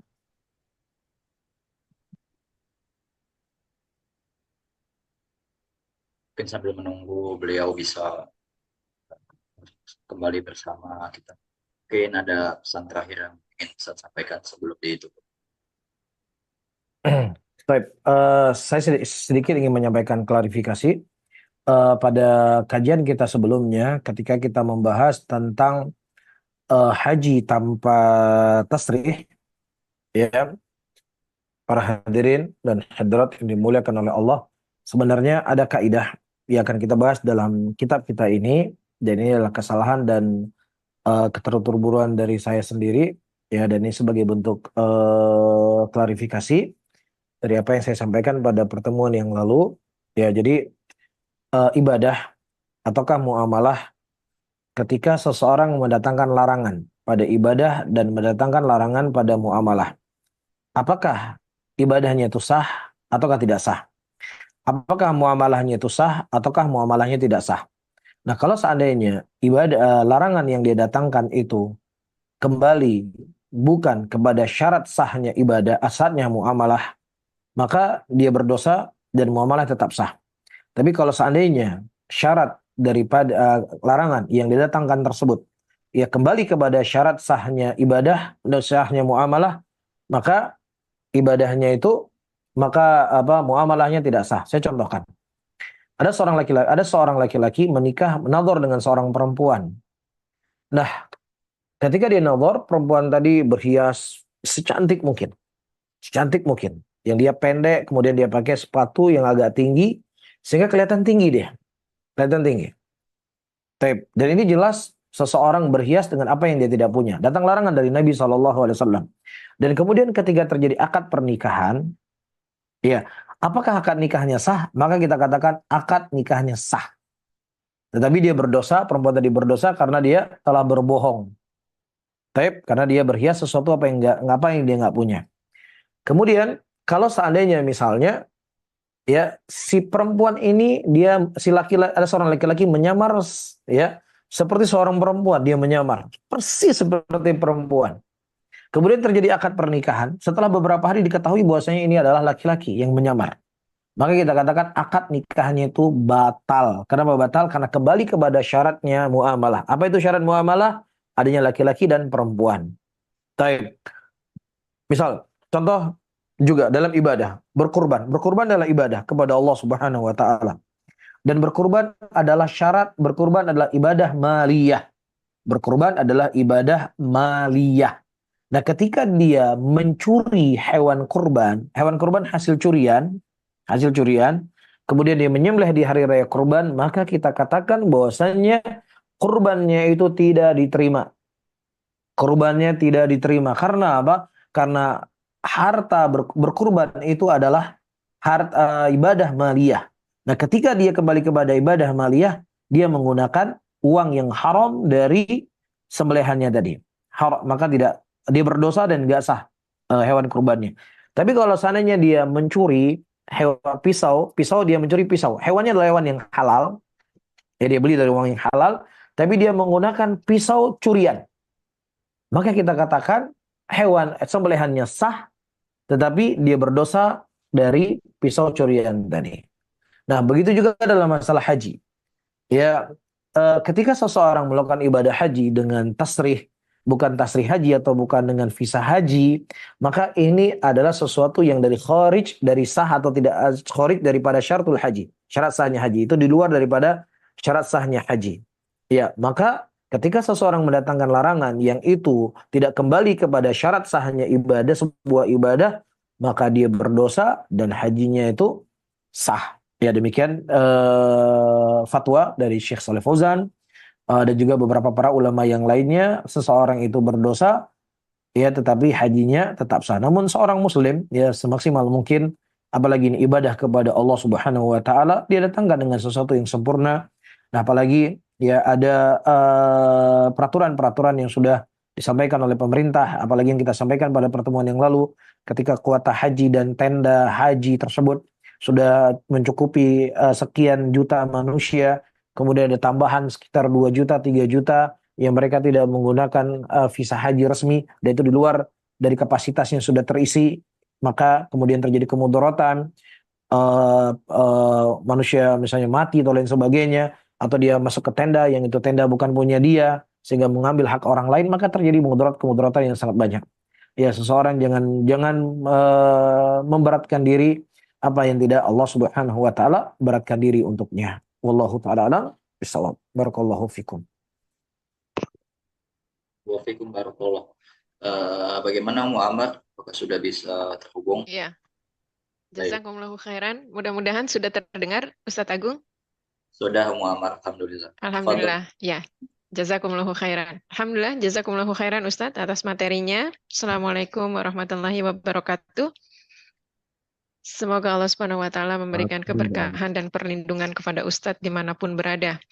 Ustadz, mohon nasihatnya. Amin. Ketika dahulu saya mendengar bahwa suara wanita itu aurat, jadi tidak boleh dikeluarkan. Dan ternyata itu salah. Suara wanita boleh dikeluarkan, hanya saja harus tahu penempatannya. Bagaimana pendapat Ustadz atau nasihat yang Ustadz bisa berikan ketika ada seorang ustazah misalnya, dia berceramah yang audiensnya laki-laki dan perempuan bercampur. Atau misalnya dia berceramah di sosial media, YouTube, yang bisa dengar, dilihat penampakannya oleh masyarakat luas. Mohon pencerahannya Ustadz, jazakumullahu khairan. Baik, Masya Allah, pertanyaan yang sangat bagus sekali. Pertama, Allah Subhanahu wa taala menjadikan para nabi yang menyampaikan risalah dari Allah Subhanahu wa taala itu semuanya kaum laki-laki. Ya, tidak ada dari kaum perempuan yang mereka ya dijadikan oleh Allah Subhanahu wa taala sebagai nabi dan rasul. Karena ada keterbatasan-keterbatasan pada diri mereka, dan ini keterbatasan ini bukanlah sebagai bentuk kekurangan dari wanita-wanita, tapi memang ya mereka dari sisi fisik, dari sisi perasaan, ya jauh berbeda dengan kaum laki-laki. Yang mana kaum laki-laki ketika dia menyampaikan dakwah, menyampaikan risalah, ya kenabian dan lain sebagainya, tentunya akan lebih kuat bersabar daripada kaum perempuan. Ini hal pertama yang perlu kita ketahui. Nah, yang kedua, secara hukum asal suara wanita itu ya bukanlah terlarang secara mutlak untuk kita dengar, ya kecuali ketika suaranya berdaur suaranya diperindah-indah, diperlembut-lembut sehingga membuat hasrat bagi seorang laki-laki. Ya telah datang oleh laki-laki kepada Aisyah radhiyallahu taala anha bertanya tentang amalan-amalan Nabi Muhammad sallallahu alaihi wasallam, bagaimana Nabi beramal demikian, bagaimana Nabi beramal demikian, apa yang dilakukan oleh Nabi sallallahu alaihi wasallam. Ya demikian juga Nabi dia datangi oleh wanita mengadu kepada Nabi sallallahu alaihi wasallam tentang suami mereka, ya tentang keluarga mereka. Nabi mendengar mereka, dan Aisyah juga didengar suaranya oleh laki-laki yang bukan mahram Aisyah radhiyallahu taala anha di balik hijab. Ini menunjukkan apa? Ini menunjukkan bolehnya, tetapi dengan batasan-batasan tertentu. Ya tidak berlebih-lebihan, apalagi misalnya mohon maaf dengan kajian, ya kajiannya disampaikan oleh perempuan, yang hadirnya adalah kaum laki-laki dan sebagainya. Ya apakah di sana tidak ada kaum laki-laki yang menyampaikan dakwah, sehingga harus perempuan yang menyampaikan dakwah yang kemudian didengar oleh kaum laki-laki? Ya apakah itu secara offline ataukah secara online? Maka saya tidak berani mengatakan inilah hal yang haram, karena saya memang tidak mengetahui hukumnya secara pasti. Tapi semaksimal mungkin seseorang menjauhi hal-hal yang seperti ini, ya karena sesuatu perkara yang itu dibolehkan, ya hal yang darurat itu sesuatu yang dibolehkan, maka sesuai dengan batas kedaruratannya tersebut, ya dengan batas hajat yang dibutuhkan. Ya karena hajat orang untuk mendengar kajian itu sudah cukup banyak laki-laki para dai yang menyebarkan kajian, sehingga tidak butuh untuk perempuan muncul di YouTube untuk menyampaikan kajian, kecuali kalau seandainya kajian offline yang disampaikan kepada sesama kaum perempuan, maka tidak ada masalah. Wallahu a'lam bishawab. Iya Ustadz, ini ada penambahannya Ustadz. Bila terjadi di wilayah kami Ustadz, misalnya ada seorang ustazah yang akan berceramah seperti itu, maksudnya audiensnya campuran laki-laki dan perempuan secara offline, apakah sebaiknya saya datang atau sebaiknya saya tidak datang Ustadz? Mohon Yang nasihatnya. ceramahnya, yang ceramahnya tetap perempuan. Iya, yang ceramahnya seorang ustazah. Taib. Tapi juga hadir situ kaum laki-laki ya. Iya Taib. Ustadz. Nah, taib. Jadi ketika yang menyampaikan kajian itu adalah memang wanita-wanita yang berada di atas akidah yang benar, di atas akidah yang lurus, ya, dan hukum asalnya tidak ada masalah untuk kita mendatangi tempat tersebut. Ya, apalagi yang menyampaikan adalah Ahlus Sunnah seperti saya sebutkan tadi. Tetapi ada kaum laki-laki yang hadir di majelis tersebut yang mendengar kajian, ya maka wallahu a'lam bishawab, apa yang tersandarkan dari hal yang terlarang tadi tidaklah menunjukkan bahwasanya acara itu semuanya menjadi terlarang. Ya terlebih ya berada di Amerika yang kajiannya tidak sebanyak yang ada di Indonesia, dan kesempatan yang ada pun tidak sebanyak ya kesempatan yang ada di mana di negeri kita ini. Ya mungkin semaksimal mungkin dia menjauhi dari tempat laki-laki, dia jangan berdekatan sama laki-laki, dan semaksimal mungkin ya kaum laki-laki ya diingatkan ahsannya mereka tidak hadir, ya, dan mereka mencukupkan apa yang ada dari para duat ya menyampaikan kajian, apakah secara offline yang ada di Amerika ataukah dia cukup mendengarkan online saja. Wallahu a'lam. Sebab intinya ada hal-hal yang datang kaum laki-laki tersebut tidaklah menjadi haram, majelis tersebut menjadi sesuatu majelis yang tidak bisa kita hadiri, terlebih kondisi yang ada di Amerika. Wallahu a'lam bishawab. Ya Ustadz, jazakumullah khairan. Pertanyaan selanjutnya Ustadz. Assalamualaikum warahmatullahi wabarakatuh. Ustadz, mohon pencerahannya bila masih Waalaikumsalam. ada yang berpendapat bahwa kuburan Nabi Shallallahu Alaihi Wasallam itu berada di Masjidil Haram. Apakah demikian? Dan bagaimana keadaannya bila banyak orang ternyata yang salat di belakang kuburan Nabi? Itu bagaimana hukumnya Ustadz? Baik, Dan satu lagi Ustadz, apakah baik. boleh berziarah ke kuburan orang kafir? Maksudnya, bila orang tua kami ini adalah bukan Islam, dia orang kafir, sudah meninggal, apakah kami boleh menziarahinya? Jazakumullahu khairan atas nasihat Ustadz. Baik. Baik, Masya Allah, pertanyaan yang sangat bagus sekali. Pertama, larangan Nabi SAW untuk kita tidak sholat menghadap ke kubur, atau larangan sholat di masjid yang ada kuburnya, inilah hadis yang sifatnya muhkam dan dia berlaku sampai yaumul qiyamah. Hadis ini hukumnya tidak terhapus, ya, dengan dimasukkannya kuburan Nabi SAW ke dalam masjid. Saya tegaskan kembali, hadis-hadis Rasulullah SAW tentang larangan sholat ke kuburan, ya sholat di masjid yang ada kuburannya, itu hadisnya tidak terhapus sampai yaumul qiyamah dan tidak termansuhkan dengan dimasukkannya kuburan Nabi SAW ke dalam masjid. Ini yang pertama. Yang kedua, yang memasukkan kuburan Nabi ke dalam masjid itu bukan Abu Bakar Siddiq, bukan Umar bin Khattab, bukan Utsman bin Affan, bukan Ali bin Abi Thalib radhiyallahu taala anhum ajma'in daripada Khulafa ar-Rasyidin, tetapi itu terjadi setelah 100 tahun Hijriah atau 200 tahun Hijriah. Itu perbuatan orang-orang yang memang perbuatan mereka itu bukan dijadikan sebagai dalil, apalagi kemudian menghapus hukum yang datang dari Nabi Sallallahu Alaihi Wasallam. Kemudian yang ketiga, ya Nabi Sallallahu Alaihi Wasallam di masa hidupnya beliau dan kemudian beliau wafat, ya beliau dikubur di mana beliau meninggal. Nabi itu dikubur di mana mereka meninggal. Dan Nabi Sallallahu Alaihi Wasallam pada waktu itu meninggal di rumah Aisyah radhiyallahu taala anha, ya, dan kemudian itu posisinya di luar masjid, bukan di dalam masjid. Itu posisinya di luar masjid, bukan di dalam masjid.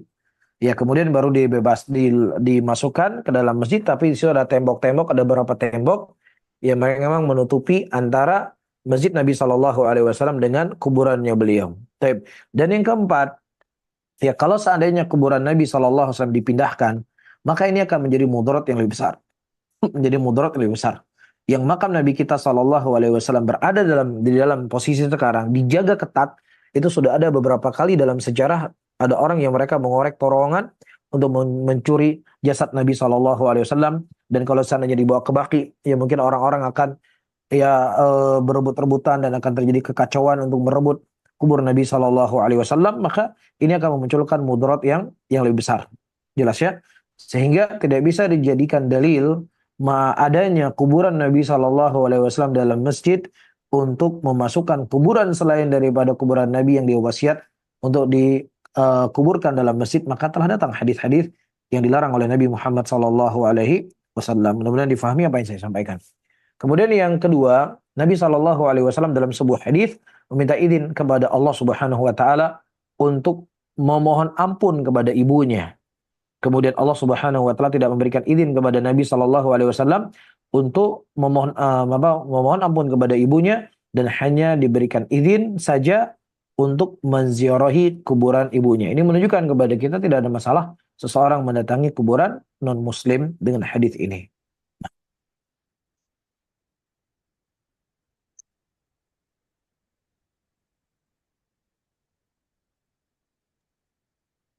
Sudah, Muammar, pertanyaan? Iya, jazakumullahu khairan. Satu lagi boleh, Nah, Ustadz? silakan. Kalau Anda Iya, silakan, nggak tahu kalau Ustaz Abu. Ya, silakan. boleh Ustadz Agung. Boleh. Nah, Iya. Assalamualaikum warahmatullahi wabarakatuh. Ustadz, mohon nasihatnya. Bila anak saya akan memilih Ustadz, jadi ini belum memilih misalnya kuliah nanti di jurusan desain interior Ustadz. Dan ketika jurusan tersebut nantinya pastinya kalau desain interior itu bisa mendesain untuk tayangan-tayangan entertain seperti itu Ustadz, atau bisa juga mendesain untuk mall-mall, hiasan-hiasan. Jadi terkait dengan apa-apa yang dilarang, karena di dalamnya mungkin ada patung-patung, ada wanita-wanita. Apakah sebaiknya yang bisa saya lakukan untuk menasihatkan anak saya, Ustadz? Jazakumullahu khairan. Nah, secara hukum asal kuliah di tempat tersebut, hukum asalnya kuliah tempat tersebut, saya tidak berbicara bagaimana lingkungannya dan lain sebagainya, tapi mempelajari ilmu-ilmu tadi hukum asalnya adalah halal, hukum asalnya adalah boleh, tidak ada masalah untuk dia pelajari. Tetapi ketika nanti perkara yang muamalah ini atau perkara adah ini, sesuatu yang boleh ini, ada nas khusus yang melarang, maka semaksimal mungkin seseorang menjauhinya. Jadi nanti ke depan, ya sudah, saya cuman mendesain interior masjid, rumah, ya, atau tempat-tempat yang tidak ada unsur-unsur keharamannya, bukan gambar patung, bukan gambar orang, ya, atau dekor gereja atau lain sebagainya, maka dijauhi. Ya, dia berusaha untuk mengambil pekerjaan-pekerjaan yang itu tidak ada pelanggarannya dalam syariat. Ini mungkin yang perlu diingatkan ya kepada putri atau putranya. Tapi kalau seandainya memang bisa diarahkan, cari pekerjaan yang memang tidak ada unsur-unsur ada haram dan halalnya, biarkan semua yang halal. Tapi kalau memang tetap dia berada di garis itu, ya sudah, ya dibatasi dengan batasan yang kita sebutkan tadi. Wallahu a'lam. Ya Ustadz, jazakumullahu khairan Ustadz. Kalau ada nambah satu lagi ini boleh Ustadz. Iya. Assalamualaikum warahmatullahi wabarakatuh. Ustadz, mohon nasihatnya. Ketika ada satu pilihan, saya mengirim anak saya ke Indonesia misalnya untuk sekolah, tetapi dia usianya belum balik. Apakah ini nanti bisa jadi menzolimi dia karena terpisah dari ibunya yang jauh? Mohon nasihatnya Ustadz. Jazakumullahu khairan. Baik, secara hukum asal tidak ada masalah. Ya, seorang anak ya dikirim ke sebuah tempat belajar yang di situ ada yang mengurusinya, ada yang menjaganya, ada yang mengaturnya. Ya, terlebih keberadaan dia di negeri-negeri yang memang mayoritasnya adalah non-muslim akan memberikan kerusakan kepada akidahnya, kerusakan kepada akhlaknya. Maka secara hukum asal kita katakan tidak ada masalah. Akan tetapi secara idealnya seorang anak dia butuh kasih sayang dari ibunya. dia butuh kasih sayang dari ayahnya, dia butuh dimanja-manjain oleh ibu dan ayahnya. Jadi jangan sampai hilang ya kasih sayang dari seorang ibu dan kasih sayang seorang ayah. Nah, kalau memang seandainya ibu dan ayah tetap ingin memilih anaknya berada di Amerika misalnya, ya maka dia harus memberikan waktu yang lebih dengan anak kepada anaknya. Ya, dia mungkin harus mencari sekolah-sekolah Islam ya, karena setahu saya sekolah-sekolah Islam cukup banyak di Amerika walaupun mungkin harganya lebih mahal daripada sekolah umum ya. Jadi dia berusaha semaksimal mungkin. Kalau memang dia khawatirkan nanti akan merusak psikologisnya ketika dia dari kecil sudah dijauhi dengan orang tua dan lain sebagainya, maka orang tua berusaha maksimal mungkin untuk mencari lingkungan yang baik ya. Jadi saya pernah diskusi dengan teman-teman yang di Amerika, kalau memang akan harus harus ya tinggal di Amerika ya, maka carilah rumah yang dekat dengan masjid ya. Kemudian carilah sekolah atau banyak semangat bekerja supaya bisa mencari uang dan kemudian bisa mensekolahkan anaknya di sekolah-sekolah muslim. Ya, maka ini adalah akan lebih meminimkan kemudaratan yang ada. Karena ketika anak-anak disekolahkan di tempat-tempat yang itu bentuknya publik, ya bebas semuanya di situ, ya akan merusak akhlaknya, merusak akidahnya dan sebagainya. Tapi kalau seandainya si ibu dan si ayah tidak bisa karena kerjaan, kesibukan dan lain sebagainya, dan anaknya tidak terkontrol, maka di sini dihadapkan kepadanya dua kemudaratan.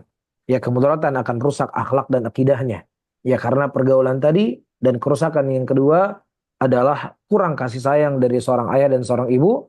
Nah, di antara kedua kemudaratan ini mana yang lebih besar kemudaratannya?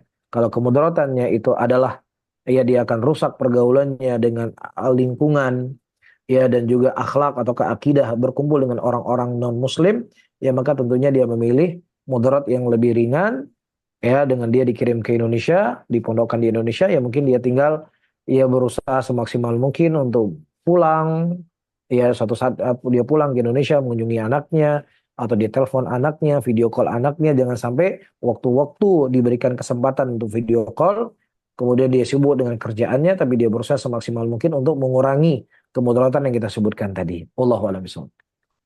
Masya Allah. Ya Ustadz, jazakumullah khairan atas nasihat Ustadz. Baik, barakallahu fiik. Jazakallah khairan Ustaz atas jawaban-jawabannya, nasihat-nasihatnya. Sepertinya sudah habis Ustaz yang bertanya, tidak ada yang masuk. Eh, Masih ada